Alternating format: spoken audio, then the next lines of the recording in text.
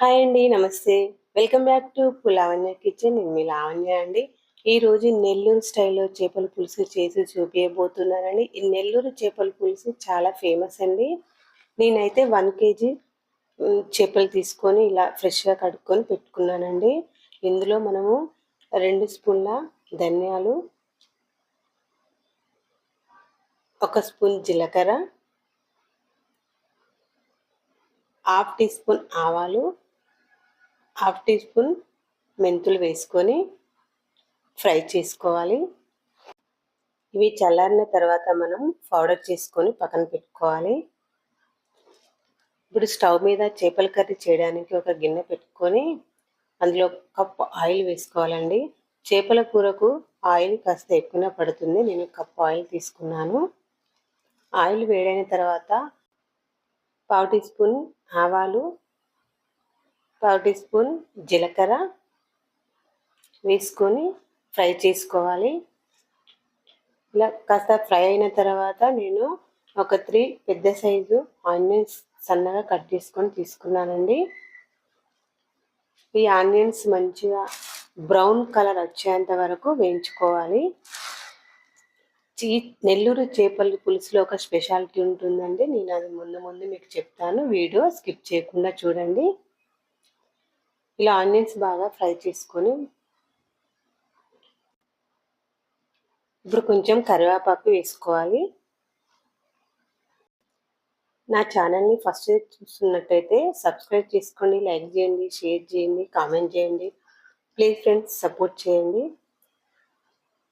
ఇలా brown colour వచ్చేంత వరకు వేయించుకోవాలి. ఆ తర్వాత 2 టమాటోస్ చిన్నగా ముక్కలు కట్ చేసుకొని ఇందులో వేసుకోవాలి. హాఫ్ స్పూన్ ఉప్పు వేసుకోవాలి. పావు టీ స్పూన్ పసుపు వేసుకోండి. ఇలా వేసుకొని బాగా ఆయిల్లో ఫ్రై చేసుకోవాలి టమాటాని. మీకు గిన్నె అడగంటినట్టయితే కొన్ని వాటర్ వేసుకొని కూడా ఫ్రై చేసుకోవచ్చు. ఇప్పుడు మనం ఒక 2 మినిట్స్ మూత పెట్టి మూత తీసిన తర్వాత ఆయిల్ అంతా సపరేట్ అయిపోయింది చూడండి. ఇప్పుడు మనం ఇందులో 3 స్పూన్స్ కారం చేపల పులుసులో మనం పులుసు వేస్తాం కాబట్టి మనం కొంచెం కారం కాస్త ఎక్కువనే వేసుకోవాలండి. పులుసు టమాటా ఉంటుంది కాబట్టి ఇలా నేనైతే 3 స్పూన్స్ వేసుకున్నాను. మీరు మీ కారం తగ్గట్టు వేసుకోండి. ఇలా బాగా ఫ్రై చేసుకోవాలి. మీకు మాడుతున్నట్టయితే కొన్ని వాటర్ వేసుకుని కూడా ఫ్రై చేసుకోవచ్చు. 1 స్పూన్ ధనియాల పౌడర్ వేసుకోండి. ఇలా వేసుకున్న తర్వాత ఇలా ఫ్రై చేసుకోవాలి. నేను నెల్లూరు చేపల పులుసులో ఒక స్పెషాలిటీ ఉందన్నాను కానండి, ఇదే స్పెషాలిటీ. మామిడికాయ ముక్కలు వేసుకోవాలండి.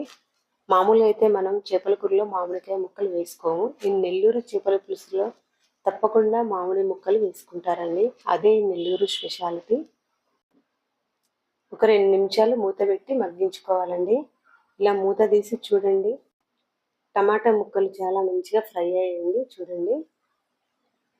ఇప్పుడు కొన్ని ఇందులో వాటర్ వేసుకోవాలి. నేను ముందుగానే చింతపండు తీసుకొని నానబెట్టుకొని పక్కన పెట్టుకున్నానండి. ఇప్పుడు కొన్ని వాటర్ పోసిన తర్వాత నేను చింతపండు రసము కూడా 1 కప్పు తీసుకున్నాను. ఇలా 1 కప్పు చింతపండు తీసుకున్నానండి. ఏంటి చింతపండు వేసింది, టమాటాలు వేసింది, మామిడికాయ ముక్కలు వేసింది అని అనుకుంటున్నారా? ఇదేనండి నెల్లూరు స్పెషాలిటీ. ఇందులో ఎలాంటి మసాలాలు ఉండవు. కానీ చింతపండు, మామిడి ముక్కలు, టమాటాలు వేస్తేనే నెల్లూరు పులుసు అండి. ఇదే ఆ నెల్లూరు స్పెషాలిటీ. చాలా చాలా టేస్ట్గా ఉంటుందండి. మీరు చిక్కగా కావాలి అనుకుంటే కొన్ని వాటర్ తక్కువ వేసుకోండి, లేదంటే వాటర్ వేసుకోండి. మీరు చూస్తూ వాటర్ వేసుకోండి. బాగా పలసగా ఉంటే కూడా టేస్ట్ ఉండదండి. కొంచెం చిక్కగా ఉంటేనే బాగుంటుంది. చూడండి, ఈ విధంగా నేనైతే వాటర్ తీసుకున్నాను. చాలా చాలా టేస్ట్గా ఉంటుందండి. ఇది చేపల కర్రీ చేసిన నెక్స్ట్ డే తినాలని చాలా టేస్ట్గా ఉంటుంది. లేదంటే పూర్తిగా చల్లారిన తర్వాత తినాలండి. ఈ పులుసుని 5 నిమిషాలు బాగా మరిగించుకోవాలండి. ఇలా 5 నిమిషాలు మరిగిన తర్వాత మనం ఒక వెల్లుల్లి రెబ్బ తీసుకొని ఇలా 1 స్పూన్ పేస్ట్ తీసుకొని వేసుకోవాలండి. ఇది చాలా టేస్ట్గా ఉంటుంది. ఇప్పుడు మనం ముందుగా ఫ్రెష్ చేసి పెట్టుకున్న చేప ముక్కలు ఇందులో ఒక్కొక్కటిగా వేసుకోండి. ఇలా నెల్లూరు చేపల పులుసు ఒకసారి మీరు మీ ఇంట్లో ట్రై చేయండి. చాలా టేస్ట్‌గా ఉంటుంది. మామూలుగా చేసుకున్న చేపల కర్రీ కంటే ఇది చాలా టేస్ట్‌గా ఉంటుంది. వెరైటీగా ఉంటుంది ఫ్రెండ్స్. ఒక్కసారి మీరు మీ ఇంట్లో ట్రై చేయండి. ఇలా నెమ్మదిగా ఒక్కొక్కటి అన్నీ వేసుకొని ఇలా చేపలన్నీ వేసిన తర్వాత హై ఫ్లేమ్‌లో 5 మినిట్స్ ఉడికించుకోవాలి. ఆ తర్వాత లో ఫ్లేమ్‌లో 5 మినిట్స్ ఉడికించుకుంటే ఉడికిపోతుందండి. ఇలా నెమ్మదిగా చేపలు వేసిన తర్వాత ఒక స్పూన్ తోటి ఇట్లా నెమ్మదిగానండి. ఆ తర్వాత మూత పెట్టి 5 మినిట్స్ హై ఫ్లేమ్‌లో పెట్టి చూడండి. చూడండి ఆయిల్ అంతా సెపరేట్ అయిపోయింది. మనం ముందుగా వేయించి పొడి చేసుకున్న పౌడర్‌ని ఇప్పుడు ఇందులో వేసుకోవాలండి. ఇలా స్పూన్ తోటి పైన ఇలా నెమ్మదిగా అనాలండి. చేప ముక్కలు కదిలించకూడదు. చేపలకన్నిటికి పట్టాలంటే మనం గిన్నె తీసుకొని ఇలా అటు ఇటు కదిలించాలి. అంతా కదులుతుంది. ఇప్పుడు మూత పెట్టి 5 మినిట్స్ ఉడికించుకుందామండి. 5 మినిట్స్ తర్వాత మూత తీసి చూడండి. ఇప్పుడు కొంచెం కొత్తిమీర వేసి స్టవ్ ఆఫ్ చేయండి. స్టవ్ పైన అలానే పెట్టండి. 5 మినిట్స్ తర్వాత స్టవ్ పైన నుంచి దించేయండి. చూడండి ఇప్పుడు చేపల పులుసు రెడీ అయిపోయిందండి.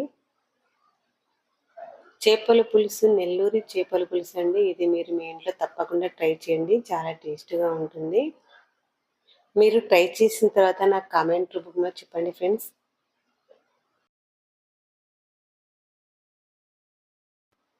ట్రై చేసి నాకు కామెంట్ రూపంలో చెప్పండి. ఈ నెల్లూరు స్టైల్ చేపల పులుసు చూసిన తర్వాత మీరు మీ ఇంట్లో ట్రై చేస్తారని అనుకుంటున్నాను friends. Okay friends. Thank you.